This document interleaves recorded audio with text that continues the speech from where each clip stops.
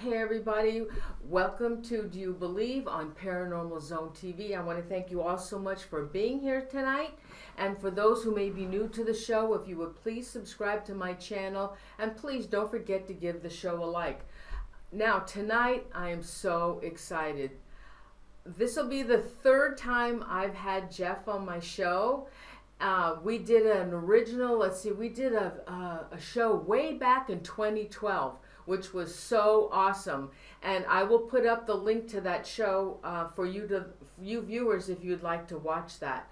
Now tonight Jeff is back, and we're talking about H.H. Holmes and possibly the connection to Jack the Ripper. So everyone, let's welcome Jeff to the show. Hey Jeff, thanks so much for joining me tonight. Well, Noreen, it's always a pleasure to come on your show. I look forward to the discussions we have. It's almost like we're enjoying a dinner together rather than a radio interview. I really enjoy them a lot. Oh, thanks so much, and that's how I feel too. I don't like interviews. I just wanted, let's talk.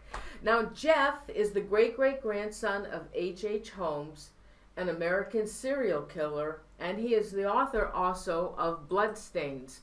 Now he has a second edition out, and but I also have the first edition. Let me show everybody. I have the first edition, and it's signed by Jeff. I got this way back in 2012. Yay! So our topic will be now. Jeff was also featured on the History Channel's The American Ripper. So Jeff is going to talk to us tonight about H.H. Holmes and the connection to H.H. Holmes possibly being Jack the Ripper. So Jeff, let's start the show. First, would you tell the viewers a little bit about yourself?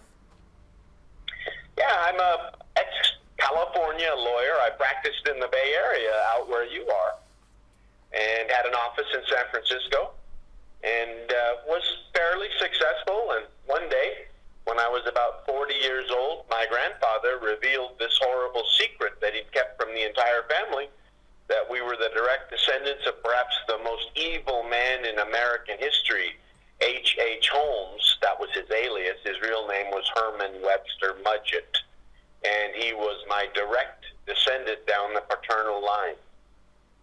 Ancestor. Now, H.H. Holmes stands for what?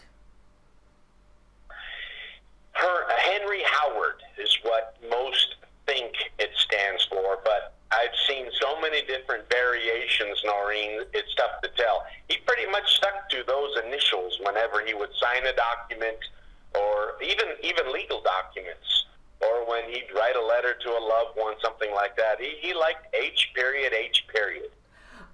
Why? Why did he use Holmes as a last name? He was fascinated with Sherlock Holmes, of course, the great detective. And, back then, Sherlock Holmes was quite the figure around the 19th century. And Holmes found his intellect, his ability to investigate facts and possibly manipulate his environment.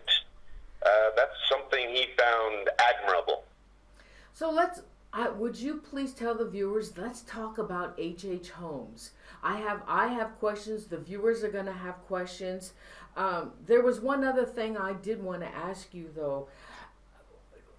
Why didn't he just continue to use his born name, Herman Webster Mudgett? Why do you think he had to change it? Well, he had 31 different aliases, Noreen. And H.H. was just his favorite. So he knew that in order to create alibis, he needed to use a different name than his legal name. And maybe there was a little bit in it as well that he didn't like Mudgett. So, having never asked him the exact question, I'd be guessing largely. But I think it had to do with, he had lawyers that would help him create these alibis when he committed a crime in a different city in America. And when you use a different name, and back then, without the ability to track that name down like we do now with the media and electronics, then, an alias was a very effective tool for a master criminal. Yeah. And how did they track 31 names to him? Oh, there's hundreds of people that spend their entire lives going through all the documents and archives that have anything to do with H.H. Holmes. And that's a tidal wave that's just getting started with American Ripper on History Channel, and then the movie coming up with Leonardo DiCaprio and Martin Scorsese. So just about everything he ever did that was recorded on paper, Noreen, will be examined by the historians of today. Wow. So let's tell the viewers about H.H. Holmes. Well, he was a young man. He grew up in Gilmington, New Hampshire. It's a quiet, beautiful little town. I've been there 2 or 3 times, and it's as you would imagine New Hampshire, with the colors and the trees and wonderful people. His family was good. He decided that it was too small for him as he grew up. He married his high school sweetheart. They had a child, which was, of course, my great-grandfather. And then Holmes deserted his wife and child to go to the University of Michigan in Ann Arbor to study medicine. Okay, continue. There's Okay. so much about him. He graduated as a doctor. He had an incredible IQ and intellect. He paid for his tuition, robbing graves at night, articulating the skeleton and selling them to medical museums and laboratories, which caused him to understand that might be a segment of his career in the future and for long into his life. He decided that Michigan wasn't enough for him, and Chicago at the time was this wild west town where anything goes, and that fit Holmes to a T. So he took off for the Windy City.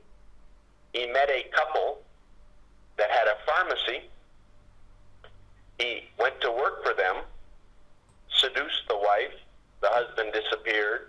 The wife listed Holmes as the beneficiary on her life insurance policy. And lo and behold, Holmes ended up with a pocket full of cash and property to the pharmacy across the street from where the murder castle would one day be. Okay. And now he was a medical student, right? Did you say that he was a medical student? Yeah, he graduated as a doctor with a medical degree from one of the great universities in America at the time, the University of Michigan. So why didn't he go into being a physician rather than into he became a pharmacist? He worked in the pharmacy, right? He started a business? Yeah, he worked as the pharmacy. He was a chemist. I don't know if he ever, quote unquote, practiced medicine, Noreen, as you know, it's like seeing patients. I don't know if I've ever found anything detailing that part of his life, if he indeed did that. I think he probably would have been bored with it. He wasn't interested in people's he wasn't interested in people's misfortunes and health issues. So he probably used that medical degree to further what he thought was his career in crime and murder. So you think at that time when that's how he became an expert in reducing human remains after he murdered them. Jeff, you think all along he had this in his mind that he was going to kill people? Yes, I do. I think he had it in his mind from when he was a little boy. There's a famous quote Holmes gave, Noreen, and if you'd like, I can read it for your listeners. Sure. I was born with the devil in me. Hold on a sec. I could not help the fact that I was a murderer, no more than the poet can help the inspiration to sing. I was born with the evil one standing as my sponsor beside the bed, where I was ushered into the world, and he has been with me ever since.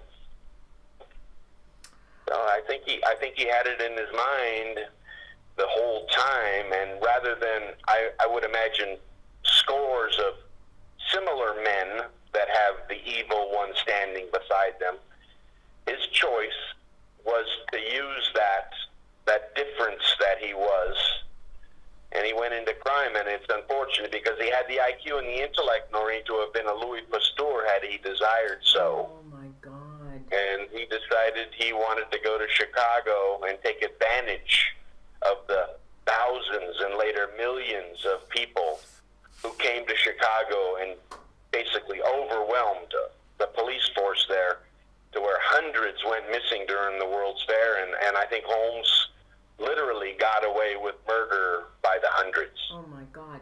Do you know anything about his background as a child? Oh, was he mean to animals? Did he mutilate animals? Was he mean to did he have any brothers and sisters? Yes, he did.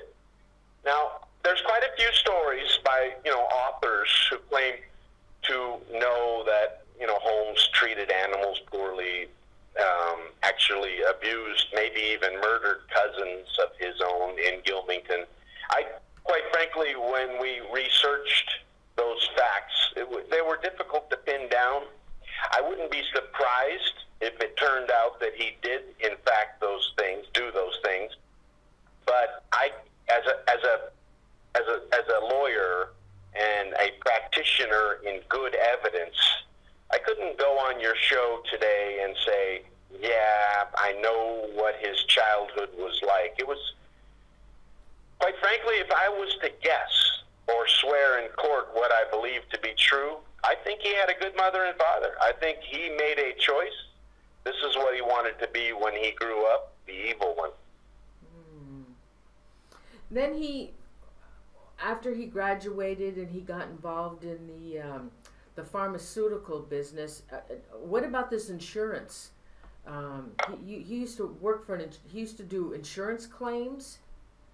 No, he was a master at insurance fraud. Oh. He was one of the early inventors of this terrible crime, but his involved finding a couple, and then he thought he could seduce any woman that he laid his eyes upon if she was worthy of his furthering of the main cause of his life. Holmes liked two things, Noreen. He liked money and he liked women, and mostly money.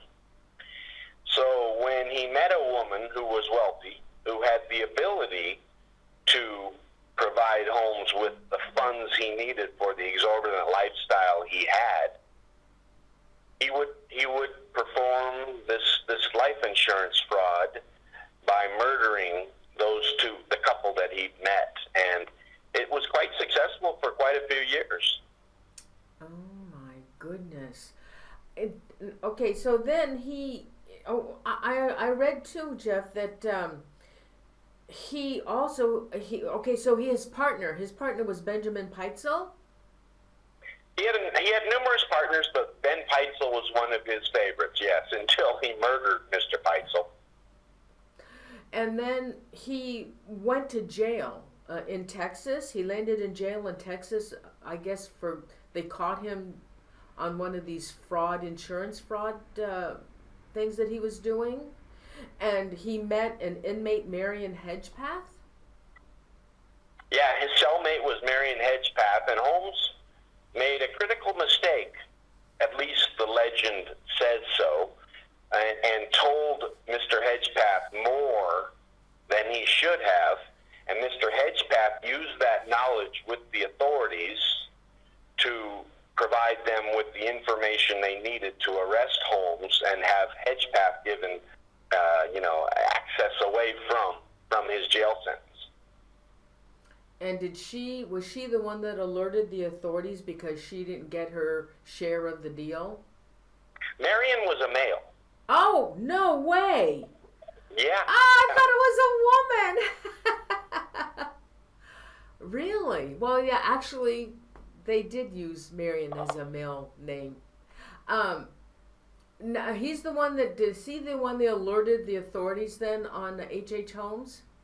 Yes, he was the one, and they paid him money to come clean about what Holmes had told them while they shared a cell. Okay. When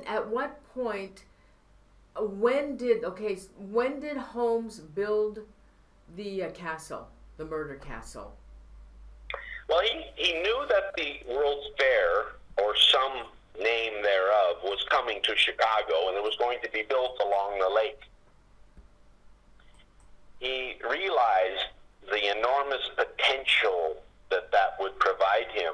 I always try to tell my listeners, Noreen, if you can imagine a lion over on a hill over the savannah and herds of gazelles streaming through, and the lion deciding which one looked the best for dinner. Oh. That's what Holmes had in Chicago when the World's Fair came to town, or he realized he could have.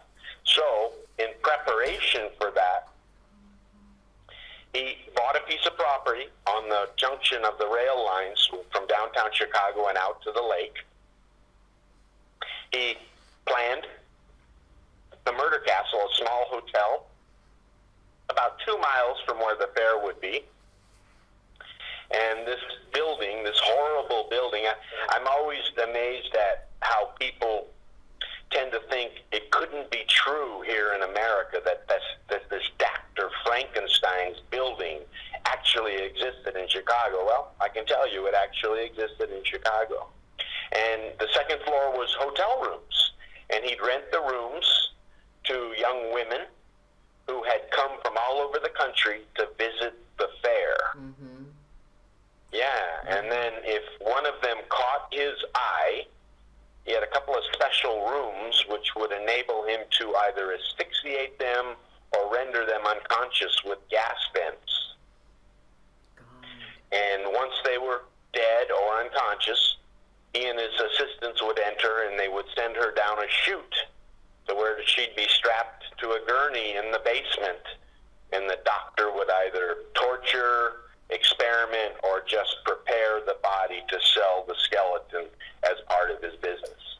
And he made his money off of selling those skeletons. Did they make a lot of money in those days by selling them? Skeletons was a big business. It was a big business in the United States. It was a big business in London. There was a major scandal in London about a corporation almost, that's what they did for a living. And as Holmes did, Noreen, they grew tired of robbing graves in the middle of the night with all the dirt and work involved. And they just decided it was much easier to murder to get the same skeleton to sell. Oh my God. He gave that hotel a name, the World's Fair Hotel. Was that advertised? Did he have a sign out in the front that it was the World's Fair Hotel? You know, it's interesting. I haven't been able to establish 100% that that's the name that he gave the hotel. Now, I've seen drawings and I've seen photoshopped images of a building with that name on it that some of the modern day authors use to depict the hotel. But quite frankly, I don't know the exact title Holmes gave the building. Oh, you know, I wanted to show. Let me see. I think I have a picture of the inside. I know the picture. I know the picture you're talking about, Noreen, and I'm not sure it's authentic. Oh yeah, where did that come from? Is that somebody's just speculation of what it looked like? Yes, that's what I believe is the case. Oh, okay. Because I searched. I imagine in those days, who would have taken a picture of the hotel anyway? That would have been a big deal. Now let's talk about his victims. They were almost always young women that were of a certain physique, healthy, so that the skeleton would represent that same health, because it was important for him to sell perfect skeletons articulated in such a way that the museums and the medical facilities would be attracted to them as a product. He also would murder those around him, men who interfered with his business or he grew concerned with because of their knowledge how they might be able to blackmail him to the authorities. So if you started learning too much about what Holmes was doing, you were in jeopardy. Oh goodness. Oh, so how many do do they know actually how many people, how many women he did kill? Do they actually know that number? No, and that number is a source of debate, modern day debate between authors, historians, and Google cowboys. I call them the people that sit at home and go through the computer archives. And there are some people that believe it was 13. There are some people that believe it was 27, which is the number Holmes confessed to, despite the fact that some of those names were later found to be alive. Or you can go up the list, up the chain, to where some authors like Eric Larson and myself believe that Holmes probably killed 200 or more, and that because we can't find the remains of his victims. After all, he was the master of reducing human remains after a murder. The murder castle Noreen had a furnace, a gas furnace, which was shaped the size of a crematorium. He had an acid bath in the basement, and he had a lye pit. He also had a concrete factory along the Chicago River, which we went into on the American Ripper on the show. And it was the theory of one of our detectives on the show, a Chicago detective, that Holmes, while owning this concrete factory, never sold any concrete from it. He used it instead to create blocks that encased his victims that he would take out and dump into the Chicago River, which would then sink into the silt, forever buried and never evidence for any law enforcement officer to discover. So when we argue about how many Holmes killed, I tend to think it's a silly argument, because we'll never know how many he murdered and successfully reduced to zero, so that we'll never be able to identify those terrible the victims of this horrible man. When he was in jail, did he admit to 27 murder victims? No, he admitted to that number when he gave his interview for the Hearst Corporation after he had been sentenced to death at Moyamensing Prison. And he decided to tell the world a little bit about his story. Plus, he needed the money that Hearst was offering him for this interview and confession, they called it. And it was many thousands of dollars, which at the time was $200,000-$300,000 in our money. Oh, wow. Now, he had killed Ben Peitzel, and he also killed the rest of the family, right? He killed his partner, Ben Peitzel, and he killed the 3 children of Peitzel. One in Irvington, Indiana, and the other 2 in Toronto, Canada. And the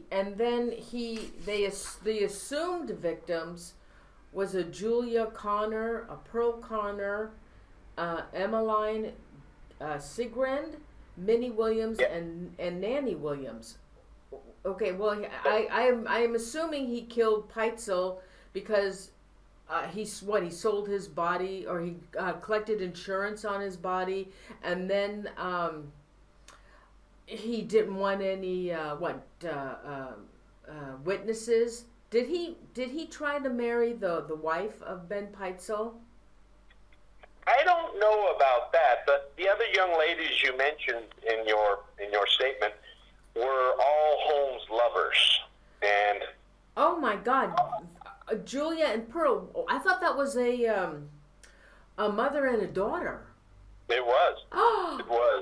It was. And Holmes had the ability to, like I said earlier, to seduce any woman that he needed to further his purposes. I don't know if he ever loved a woman. He wrote about loving women, but as you and I would agree, sitting together with a glass of wine, how could this evil man have known even what love was? I doubt. So, yeah, he murdered Ben Peitzel. They had come up with a plan. They were going to fake Peitzel's death.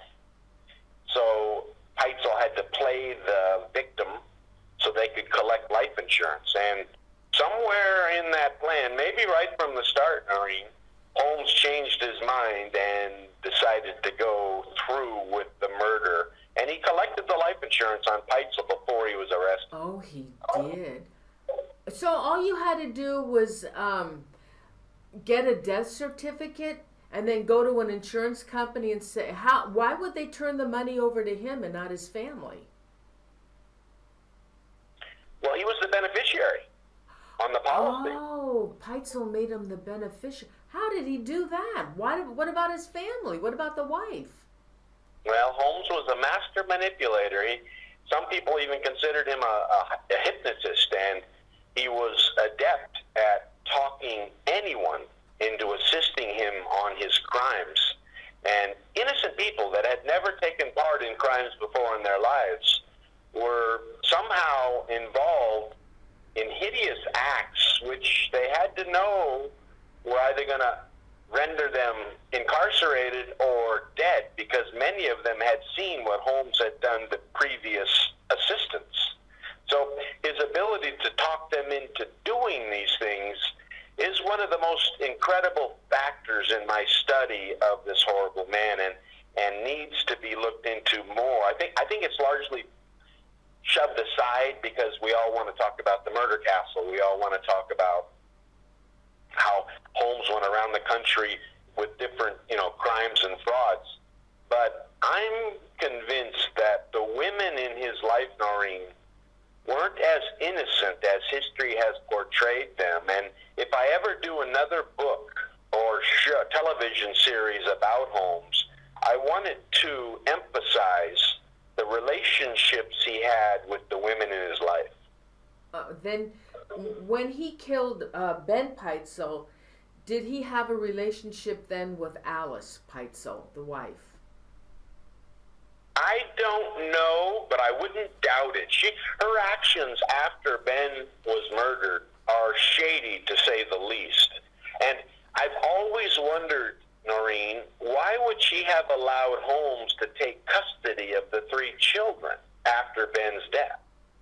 Tell us about that. Tell us what Well, happened. I haven't come up with a satisfactory answer. I could call up any author of any book on Holmes right now, and they would give us an opinion.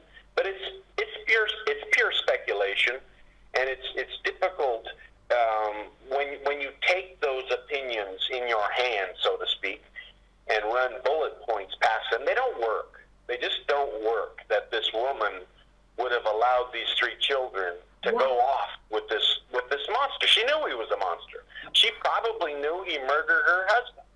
Why did she? And, what was? Okay, and I haven't figured it out. Oh, what was his reasoning for taking the 3 kids? I don't know. And I was on a show the other day, and the host asked me, Jeff, if you had one thing you could ask H.H. Holmes were he alive today, what would it be? And I said, I'd like to ask him why he murdered the 3 Peitzel children, and why the one was in Indianapolis or Irvington, Indiana, and why the other 2 were in Canada. And because they weren't part of a life insurance policy, he wasn't going to make any money from murdering those 3. Now, some historians state they might have known something what Holmes was concerned about being arrested for later. I doubt that. I really doubt that. And that's the question I would ask him, because Noreen, there was a scene in American Ripper when we were searching for the little boy's remains in a house, in the yard of a house south of Irvington. And the historian from the town he's spent many years of his life studying Holmes, and he described the day before the murder, Holmes taking the little boy by the hand and walking into town to have the knives he was going to use to cut the little boy up sharpened by the blacksmith in town. Oh my God. And that's probably the most chilling moment in the years I've spent studying my great-great. Oh. That seems to be the most evil. That seems to be an act which defines evil, and which all of us can imagine in our mind if we close our eyes. Oh my God. Yeah, I I know that Alice and Nellie's body were found in the cellar, and he took the kid to another location. But why? Why would he do that? Why would he take the little boy must have known that his Alice and Nellie were dead. No, I think the little boy died first. His two sisters died after in Canada. But to tell you the truth, Noreen, my story and my book is more about the journey I took when my grandfather told me that was where my origins were from, this horrible man, and how that affected my life. Now, you've got many, many authors who studied the murder of the three children completely and written great books about them. So if your listeners are interested in the step-by-step murders of those three children, I would recommend a book by John Borowski, Chicago author. He's done a great job explaining it. Okay. So they captured him. He was held responsible for only how many murders at that time? He was only tried for one murder, Ben Peitzel. But the authorities knew, Noreen, if that murder trial failed, if they failed to convict Holmes of that murder and have him sentenced to death, they could just ring up another one and have him tried in another city. Oh.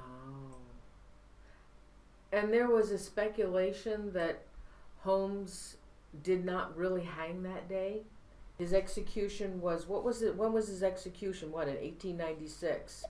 Yeah, that was one of the theories that I tried to explain in my book, because there were many legends about Holmes having not been executed that day and having escaped. Some even said to South America. I never went that far.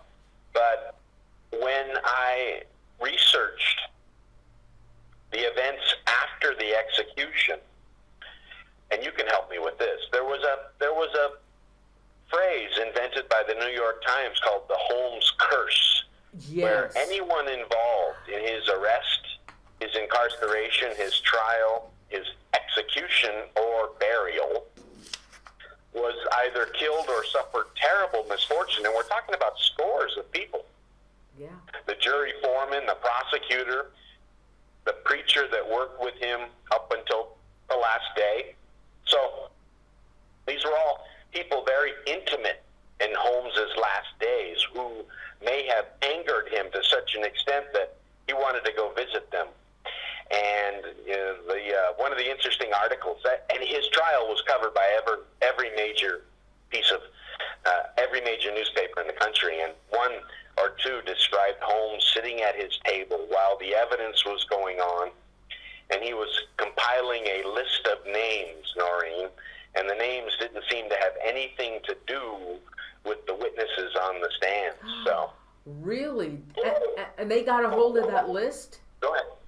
I tended to think that this list and the New York Times article calling it the Holmes Curse had something to do with after the execution, and I didn't want to believe that it was a ghost visiting these people.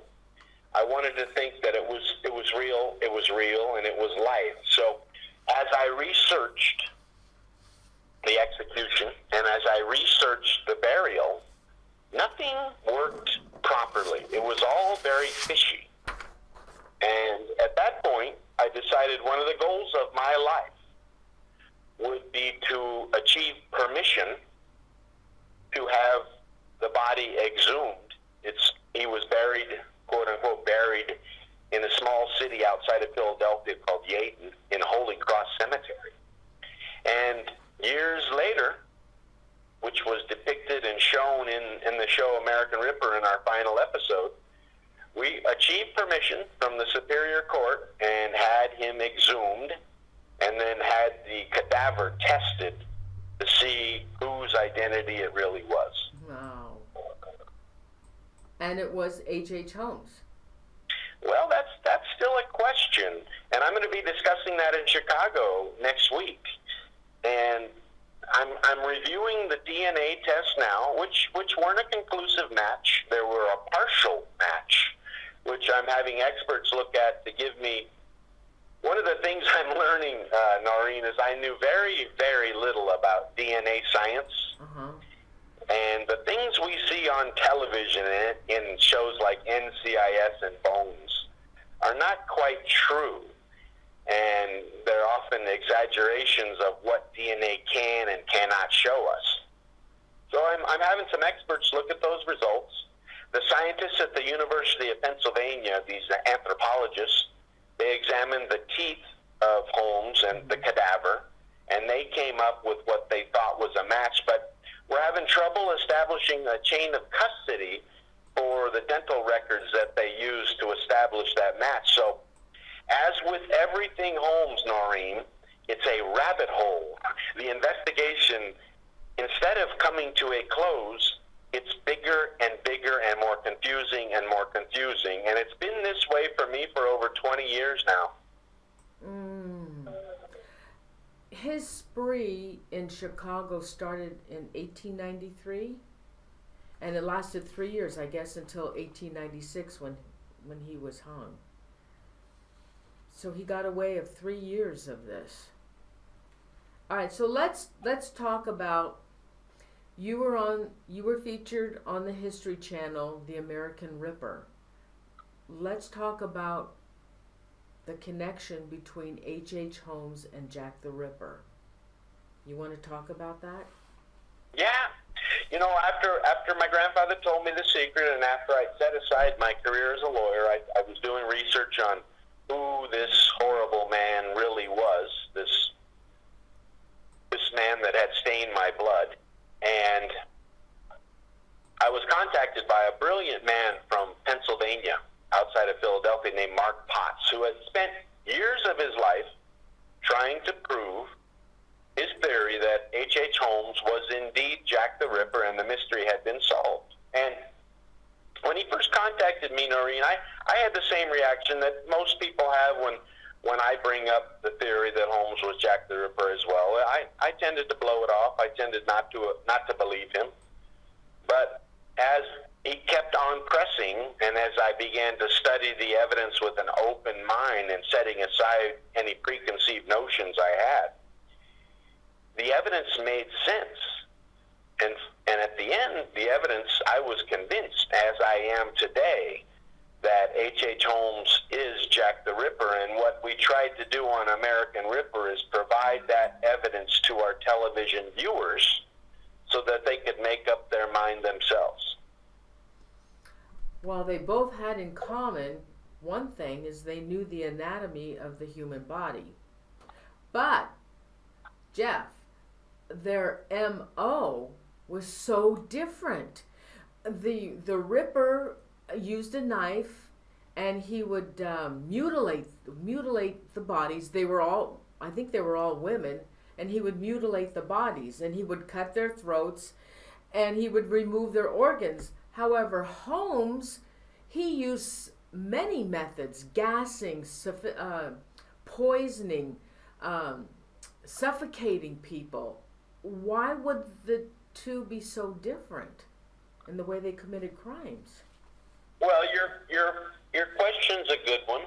I'm often faced with it when I debate Holmes as the Ripper with other historians who have theories of their own suspects. But I have to tell you, there isn't an MO for Holmes. His constantly changed. And Amaryllis Fox, my co-host on the show, who was a CIA agent trained in forensic science and investigation, and one of my best friends now. I mean, one of the things I miss most about not having production anymore was not getting the chance to hang out with Amaryllis when we'd be on scenes and sets. So, but she came up with a theory, which I thought was brilliant and just nailed it.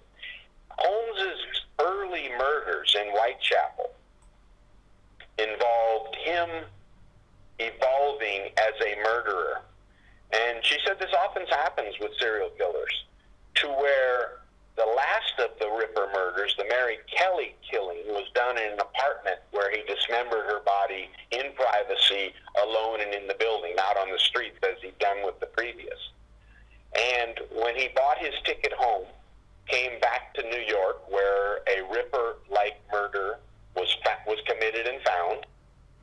Even Scotland Yard followed him back across the Atlantic to investigate that murder, where Chicago murders were found resembling Ripper-like killings. The bodies were discovered either in the river or in the lake with their throats slit and stomachs disemboweled, but were listed as, and you'll get a kick out of this, suicides by the overwhelmed Chicago police force, who just couldn't handle the hundreds of women that were going missing in the city. And Amaryllis, his theory is, Holmes decided that while he enjoyed that style of killing, he knew he couldn't buy a ticket home to get away from law enforcement in Chicago, Noreen. He needed to have more privacy. He needed to have a facility where he could destroy or eliminate any evidence that could result in him being incarcerated and put to death one day.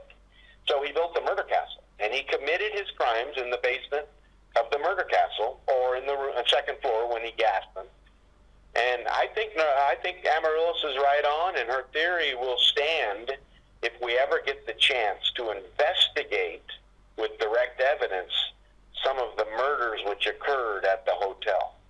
Oh, that's very interesting. Now, Jack the Ripper was really only accused of 5 murders, that they thought the other murders that were being committed were copycats. You know, that's a great point, and there are those who would argue history has never absolutely connected the 5 murders together. And my evidence that Holmes murdered in Whitechapel, Noreen, is largely centered around Catherine Eddowes and Elizabeth Stride, the 3rd and 4th murders. So I was never able to establish that Holmes killed the first 2 or the last 5 from evidence. Now, it makes a lot of sense that those 5 were connected, but when you go back, I always want to study Ripper evidence from the initial reactions and responses of Scotland Yard and the London Metropolitan, because their initial reactions, I'm finding in my research and investigation, were the most accurate.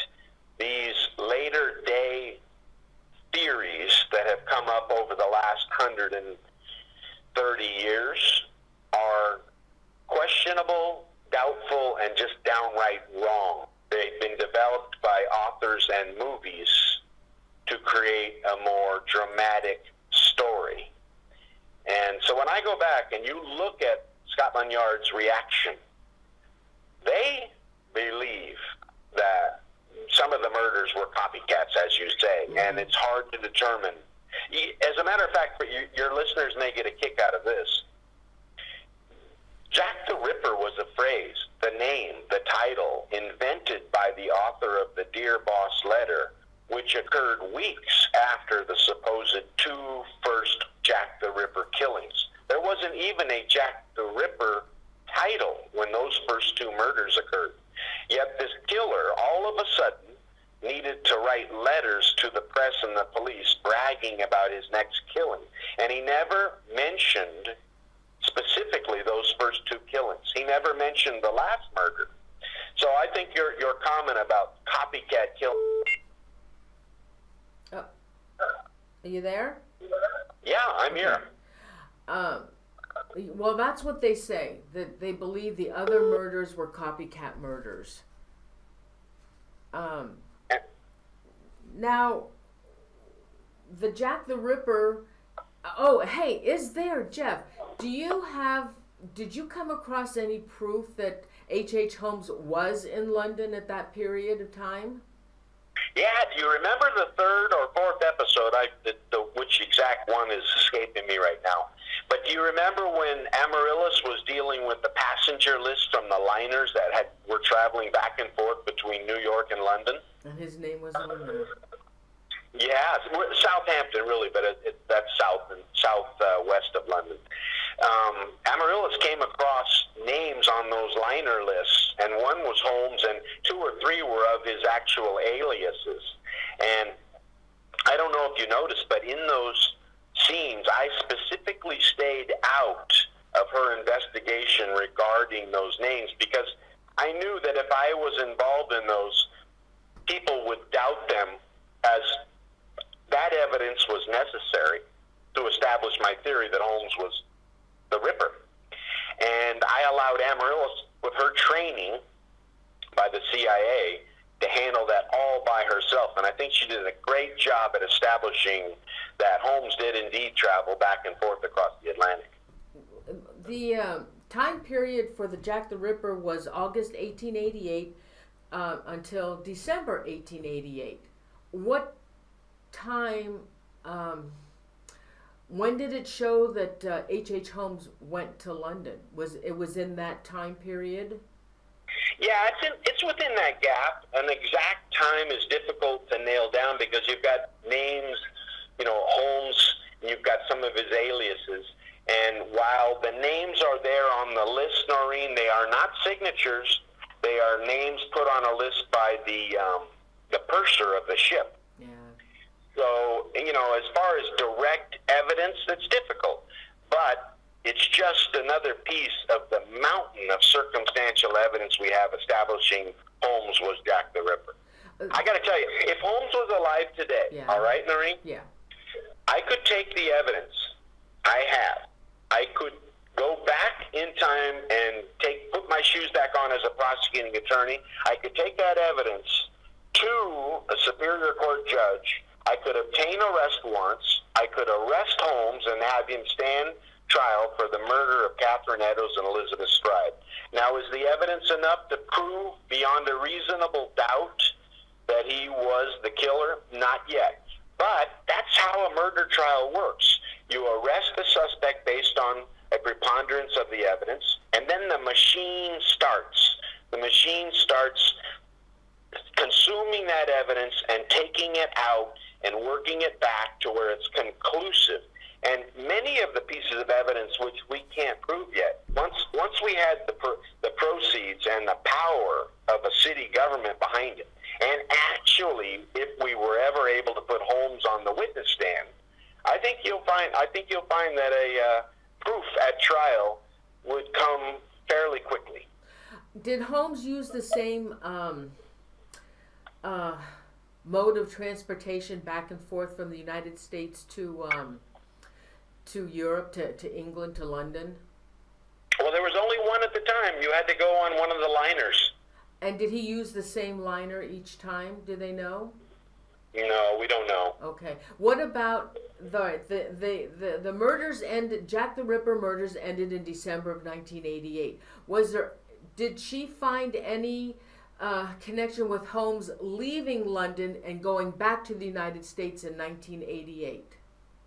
No, we couldn't nail down that exact date, and that's, while important, I'm not so sure it's critical to the proof because, as I said, Noreen, the last time I was on your show, all Holmes had to escape law enforcement in London was to buy a ticket home. He just had to leave. He had to feel that the heat was on him.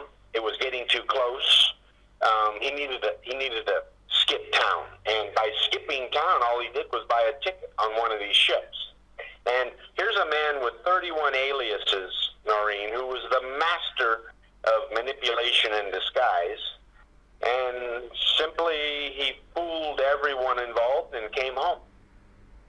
All right, so for the viewers again, the timeline for Jack the Ripper was the end of August 1988 and December 1988, and Holmes' murder started in January of 1889. Is that correct, Jeff?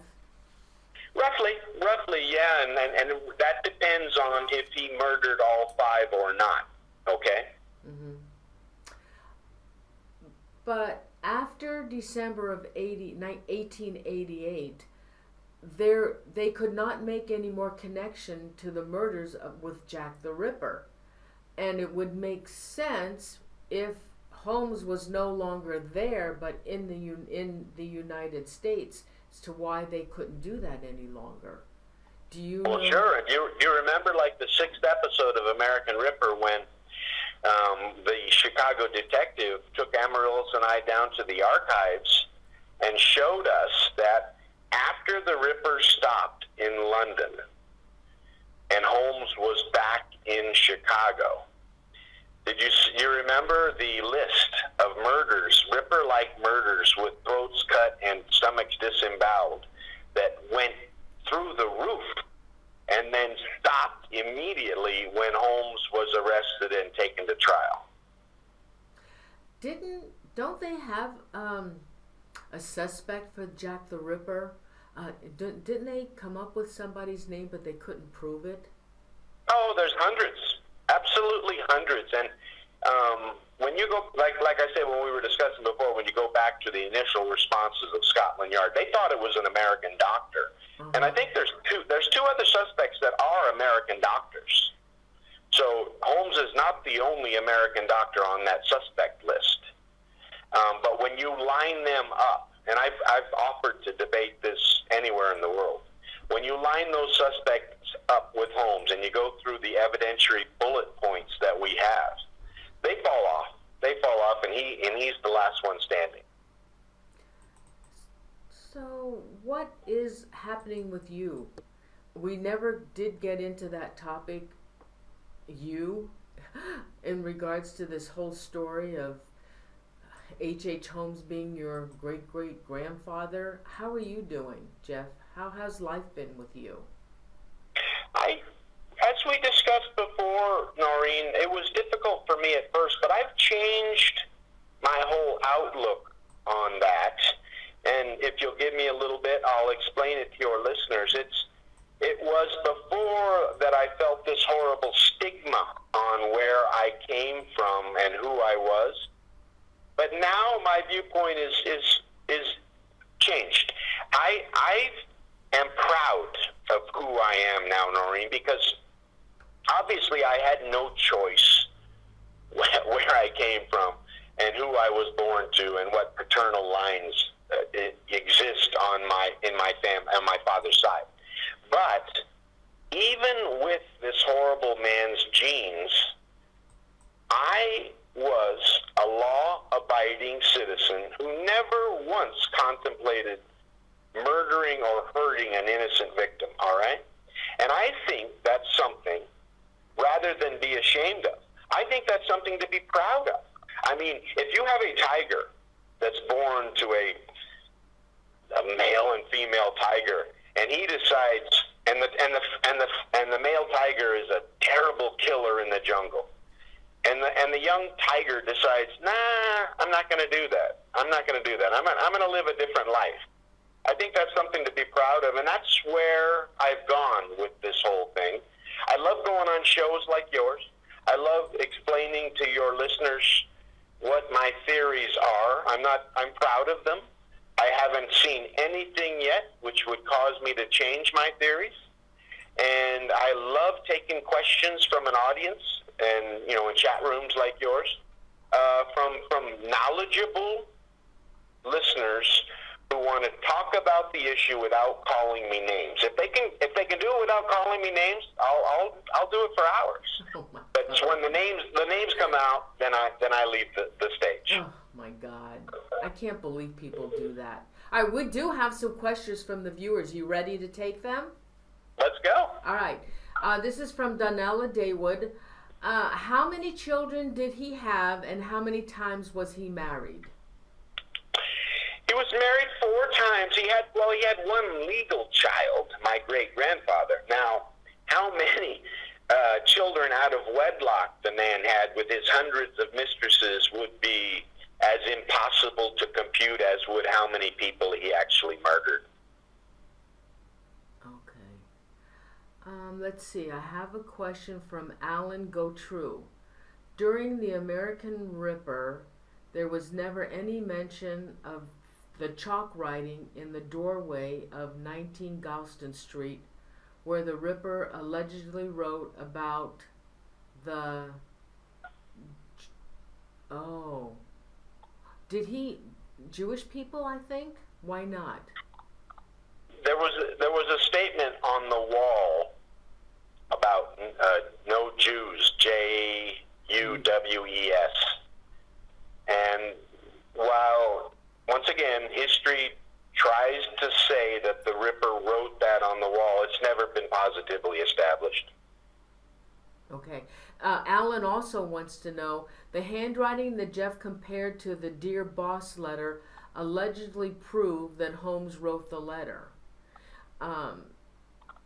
It has been proven by Ripper scholars that the Dear Boss letter was written by two enterprising journalists at the time.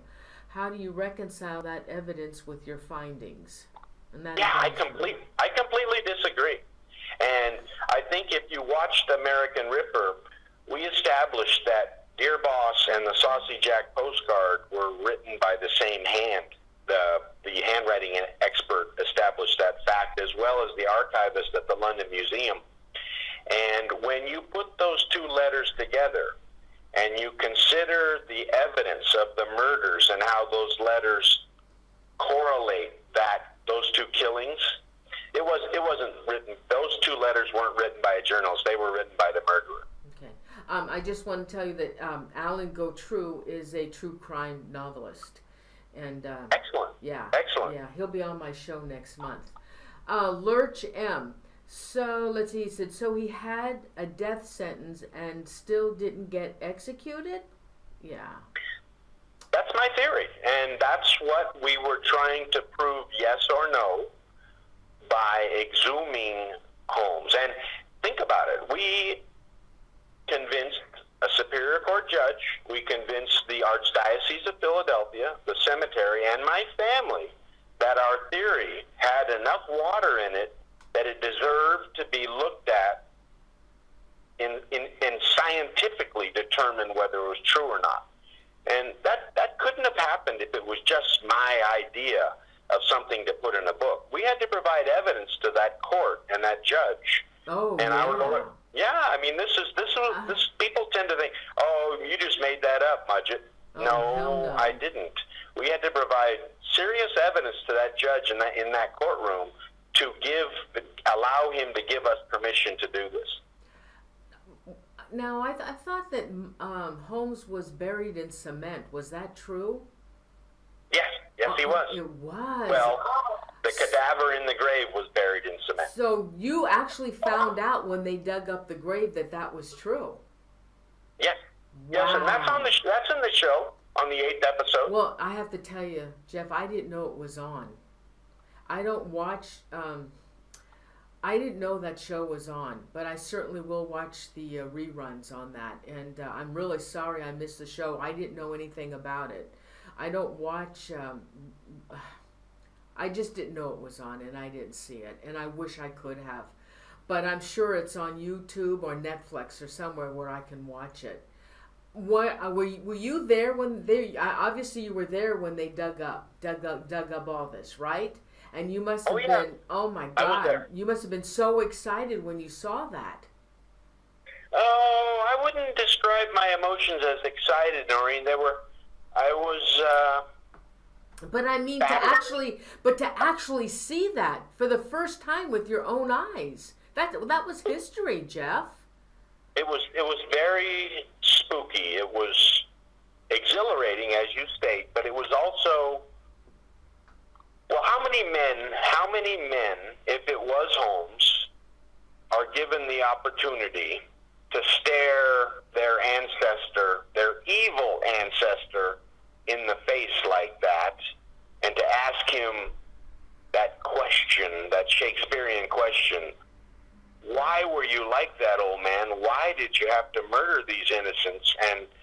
And what was it about you that makes you different that we need to find out about so that we can prevent this from ever happening again in the future? Mm-hmm. I don't think there's anybody, well, there may have been. I don't know a lot of serial killers, and most of them are pretty they're sociopaths and psychotic, but what he did, and he was actually torturing people. They were being tortured. They didn't die. Oh no! All right, hold on, everybody. I lost Jeff. Hold on. Let me get him back. Oh God. All right, hold on.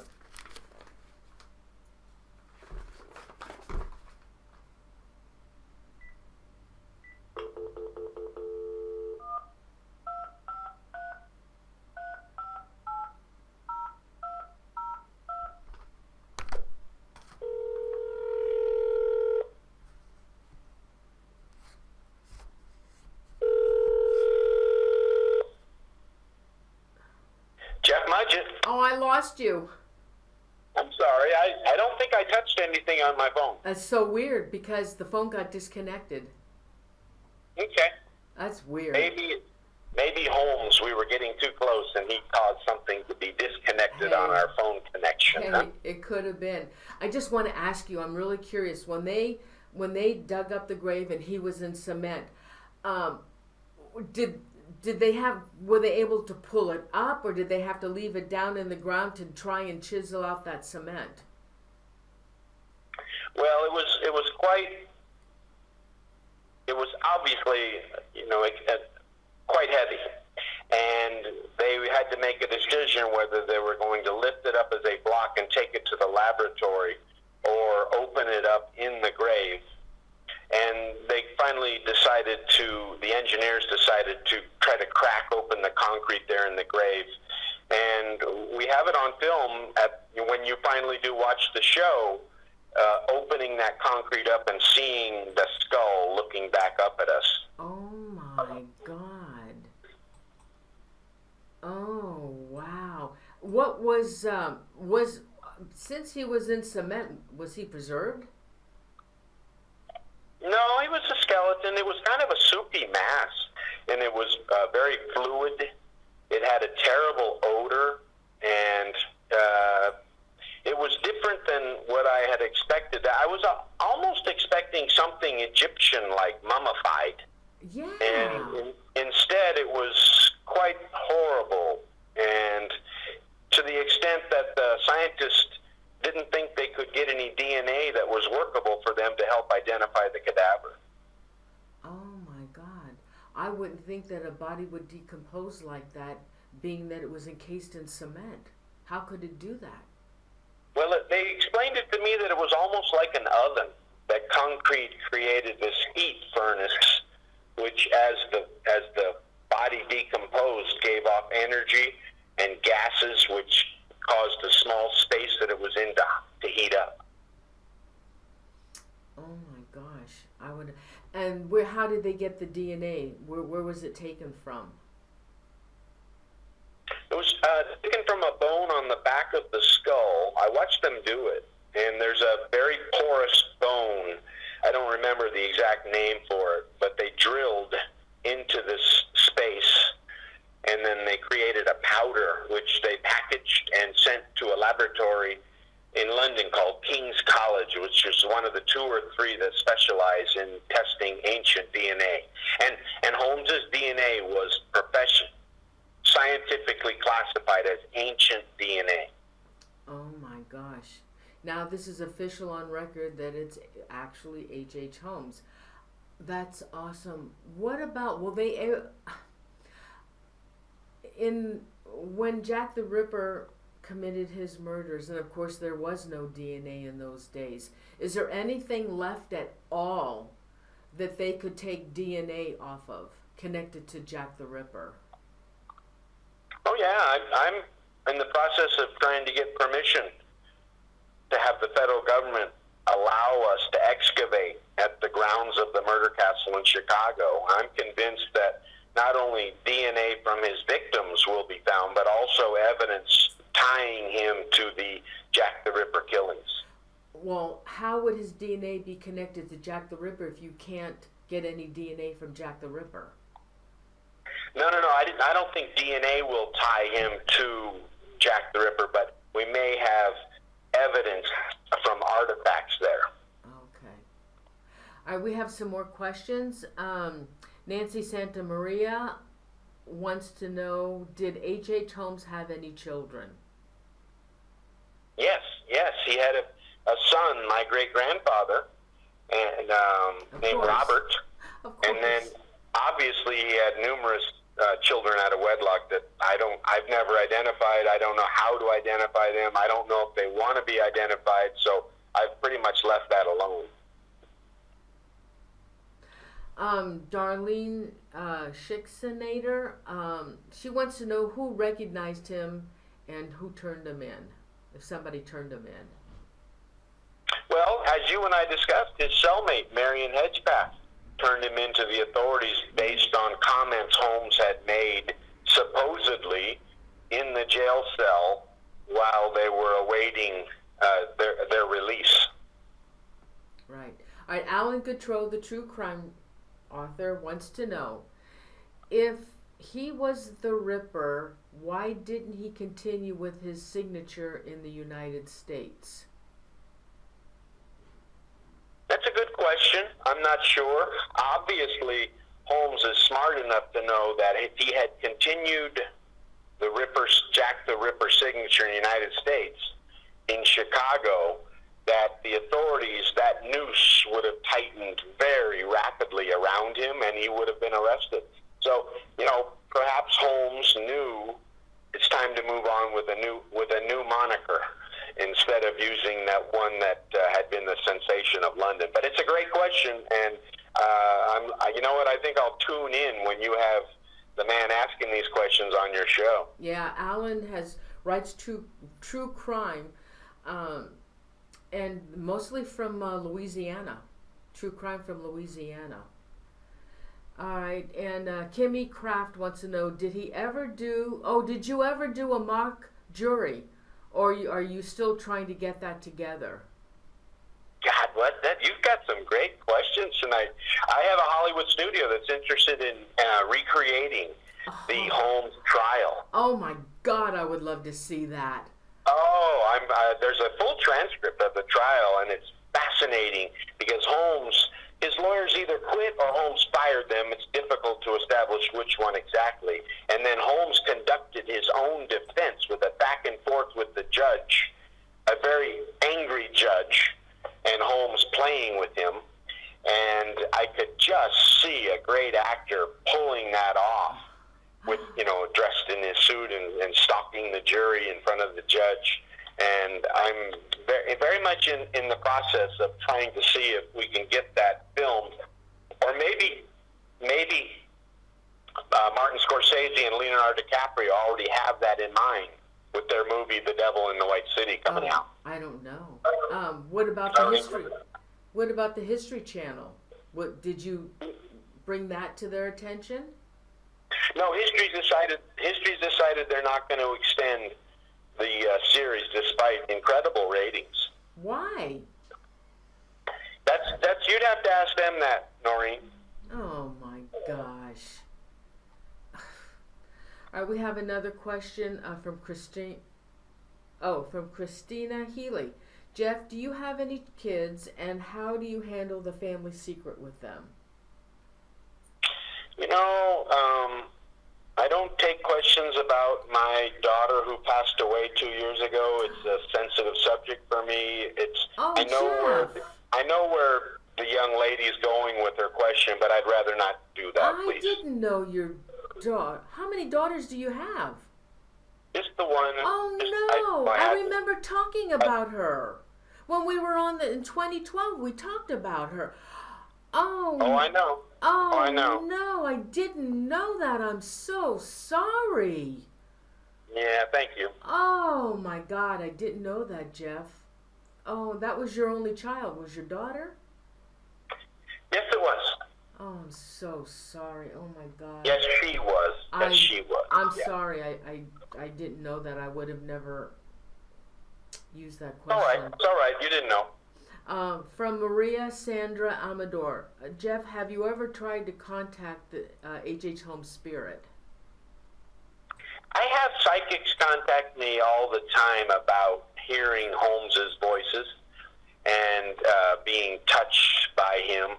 I try to stay on the true crime side of it, Noreen, but there's a part of me that once we set aside the true crime issues, American Ripper's over now, I might pursue those issues further, and I'd like to see if we could get permission to go back in the basement of the post office over where the murder castle was, because I'm convinced the first time I went down into the basement, I felt an energy. It wasn't a voice. It wasn't the things you see in TV about a little girl riding a bicycle down a hallway. But there was definitely an energy pushing me to do things. And I'd like to go back to see if that could be recorded, because there's many people who believe that if ever the paranormal will be proven absolutely, Noreen, Yeah. it will be at the murder castle site. And they say that. Absolutely. Oh, and by the way, Christina apologizes. She didn't know. She was so sorry. That's all right. She didn't know. That's honey. okay. That's okay. All right. Well, I think that's all the questions we have time for now. And Jeff, do you want to tell the viewers about where they can get your book? Yeah, I really appreciate that, Noreen. That's nice of you.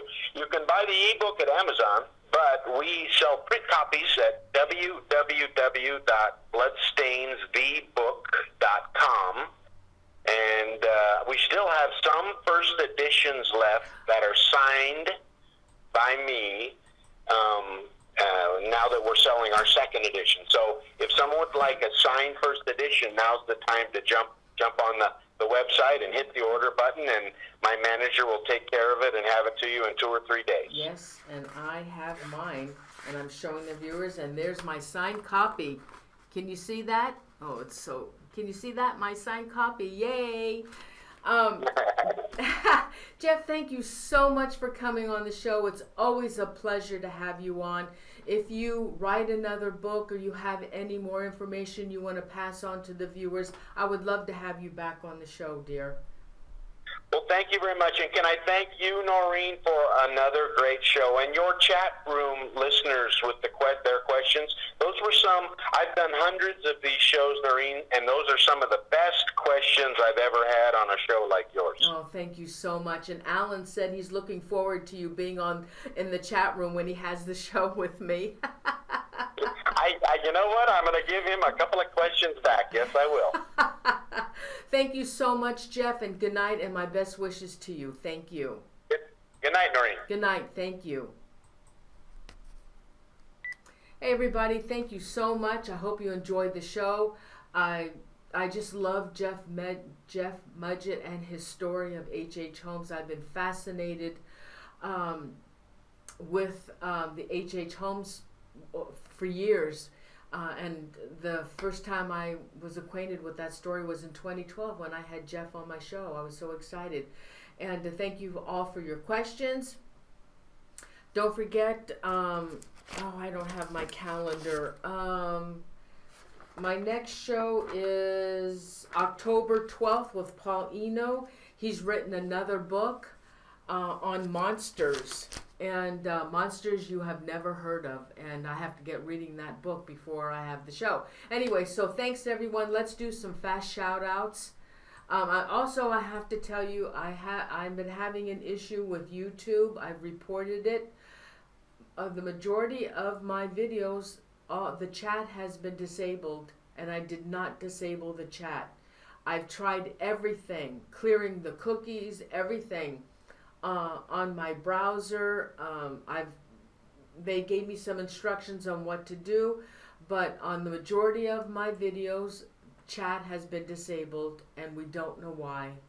And I'm hoping that in a couple of weeks, whatever the glitch is, it'll clear itself out, because people are sending me messages, and I can see them. In the comments under my personal profile page, and I can't reply to them. And so that's just a glitch that's happening. Hopefully it will be fixed. But anyway, let's do some shout outs. And I also want to thank my mods, Royce Hinman, Crystal, Triplet, and Annie. Thank you so much for giving us such a great chat room. It's a pleasure to have a nice chat room for everybody, and it's because of Royce, Crystal, and Annie that you guys have a great chat room. And let's do some fast shout outs. Maria Hernandez, Alan Goutreau. Don't forget, Alan will be on my show November 16th, and I'm looking forward to it. He's a true author crime. He lives in Louisiana, and I'm just so excited because that's one of my favorite topics.